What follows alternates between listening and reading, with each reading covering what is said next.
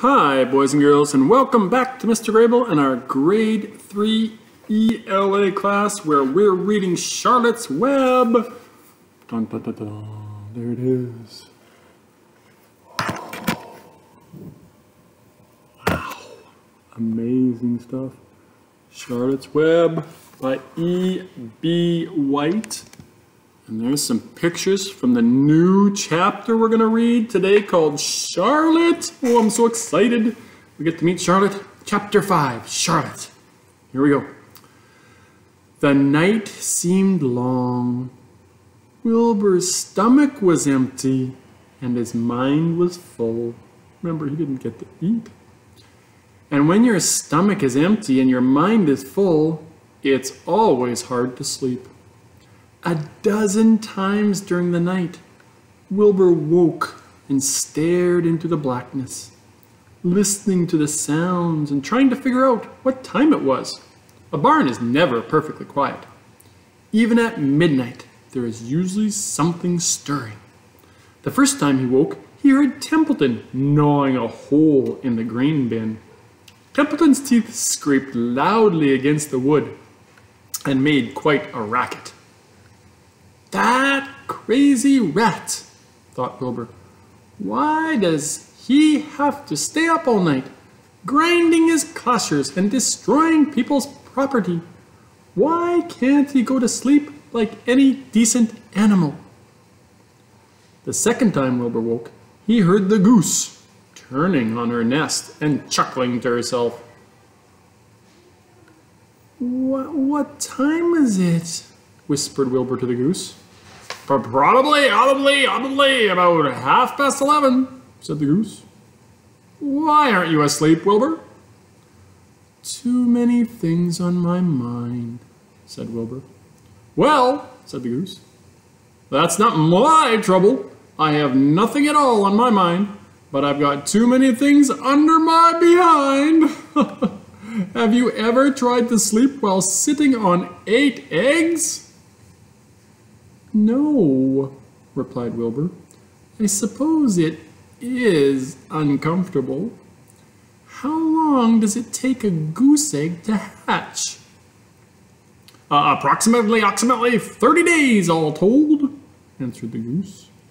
But I cheat a little. On warm afternoons, I just pull a little straw over the eggs and go out for a walk. Wilbur yawned and went back to sleep. In his dreams, he heard again the voice saying, I'll be a friend to you. Go to sleep. You'll see me in the morning. About half an hour before dawn, Wilbur woke and listened. The barn was still dark. The sheep lay motionless. Even the goose was quiet. Overhead, the main floor, nothing stirred. The cows were resting. The horses dozed. Templeton had quit work and gone off somewhere on an errand. The only sound was a slight scraping noise from the rooftop, where the weather vanes swang back and forth. Wilbur loved the barn when it was like this, calm and quiet, waiting for light. Day is almost here, he thought. Through a small window, a faint gleam appeared. One by one, the stars went out. Wilbur could see the goose a few feet away. She sat with head tucked under wing. Then he could see the sheep and the lambs. The sky lightened. Oh, beautiful day! It is here at last! Today I shall find my friend. Wilbur looked everywhere. He searched his pen thoroughly. He examined the window ledge, stared up at the ceiling, but he saw nothing new. Finally, he decided he would have to speak up. He hated to break the lovely stillness of dawn by using his voice, but he couldn't think of any other way to locate the mysterious new friend who was nowhere to be seen. So Wilbur cleared his throat. Attention, please. he said in a loud, firm voice. "Will the party who addressed me at bedtime last night kindly make himself or herself known by giving an appropriate sign or signal?" Wilbur paused and listened. All the other animals lifted their heads and stared at him. Wilbur blushed, but he was determined to get in touch with his unknown friend. "Attention, please," he said. "I will repeat the message. Will the party who addressed me at bedtime last night kindly speak up? Please tell me where you are, if you are my friend." The sheep looked at each other in disgust. "Stop your nonsense, Wilbur," said the oldest sheep. "If you have a new friend here, you are probably disturbing his rest. The quickest way to spoil a friendship is to wake somebody up in the morning before he is ready. How can you be sure your friend is an early riser?" "I beg everyone's pardon," whispered Wilbur. "I didn't mean to be objectionable." He lay down meekly in the manure, facing the door. He did not know it, but his friend was very near. And the old sheep was right. The friend was still asleep. Soon Lurvy appeared with slops for breakfast. Wilbur rushed out, ate everything in a hurry, and licked the trough. The sheep moved off down the lane. The gander waddled along behind them, pulling grass. And then, just as Wilbur was settling down for his morning nap, he heard again the thin voice that had addressed him the night before. "Salutations," the voice said. Wilbur jumped to his feet. What?" he cried. "Salutations," repeated the voice. "What are they? And where are you?" screamed Wilbur. Please tell me where you are, and what are salutations?" "Salutations are greetings," said the voice. "When I say salutations, it's just my fancy way of saying hello or good morning. Actually, it's a silly expression, and I am surprised that I used it at all. As for my whereabouts, that's easy. Look up here in the corner of the doorway. Here I am. Look, I'm waving. There she is up there. Oh, up there." At last, Wilbur saw the creature that had spoken to him in such a kindly way. Stretched across the upper part of the doorway was a big spider web, and hanging from the top of the web, head down, was a large gray spider. She was about the size of a gumdrop. She had 8 legs, and she was waving one of them at Wilbur in a friendly greeting. "See me now?" she asked.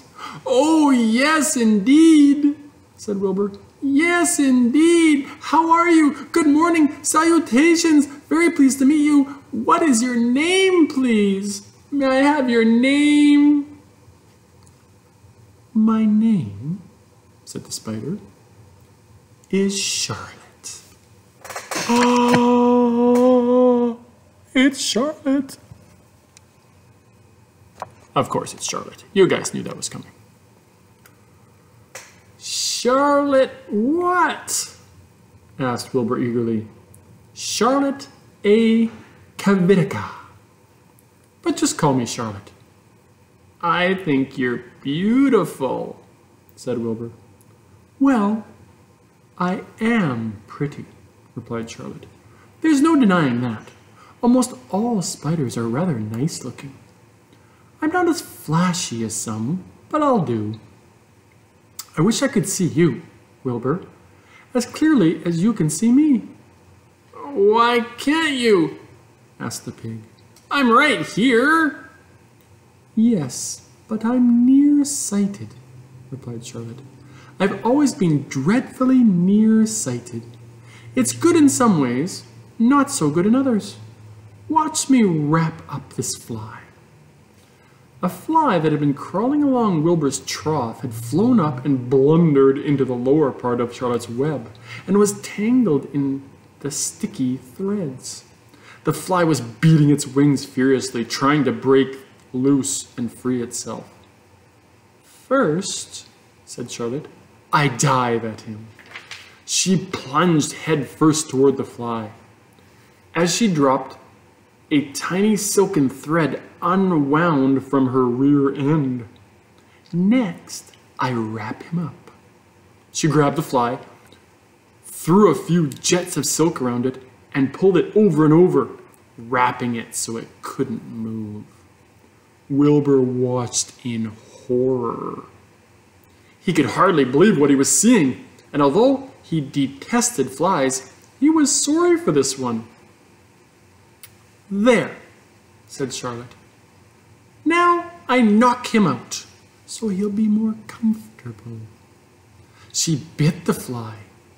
"He can't feel a thing now," she remarked.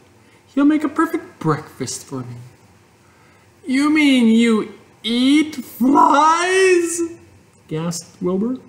"Certainly. Flies, bugs, grasshoppers, choice beetles, moths, butterflies, tasty cockroaches, gnats, midges, daddy-long-legs, centipedes, mosquitoes, crickets, anything that is careless enough to get caught in my web. I have to live, don't I?" "Why, yes, of course," said Wilbur. "Do they taste good?" "Delicious, of course. I don't really eat them. I drink them. Drink their blood. I love blood," said Charlotte, and her pleasant, thin voice grew even thinner and more pleasant. "Don't say that," groaned Wilbur. "Please don't say things like that." "Why not? It's true, and I have to say what is true. I am not entirely happy about my diet of flies and bugs, but it's the way I'm made. A spider has to pick up a living somehow or other, and I happen to be a trapper. I just naturally build a web and trap flies and other insects. My mother was a trapper before me. Her mother was a trapper before her. All our family have been trappers. Way back for thousands and thousands of years, we spiders have been laying for flies and bugs." "It's a miserable inheritance," said Wilbur gloomily. He was sad because his new friend was so bloodthirsty. "Yes, it is," agreed Charlotte. "But I can't help it. I don't know how the first spider in the early days of the world happened to think up this fancy idea of spinning a web. But she did, and it was clever of her too. And since then, all of us spiders have had to work the same trick. It's not a bad pitch on the whole." "It's cruel," replied Wilbur, who did not intend to be argued out of his position. "Well, you can't talk," said Charlotte. "You have your meals brought to you in a pail. Nobody feeds me. I have to get my own living. I live by my wits. I have to be sharp and clever, lest I go hungry. I have to think things out, catch what I can, take what comes, and it just so happens, my friend, that what comes is flies and insects and bugs. And furthermore," said Charlotte, shaking one of her legs, "do you realize that if I didn't catch bugs and eat them, bugs would increase and add and multiply and get so numerous that they'd destroy the earth, wipe out everything?" "Really?" said Wilbur. "I wouldn't want that to happen. Perhaps your web is a good thing after all." The goose had been listening to this conversation and chuckling to herself. There are a lot of things Wilbur doesn't know about life, she thought. He's really a very innocent little pig. He doesn't even know what's going to happen to him around Christmas time.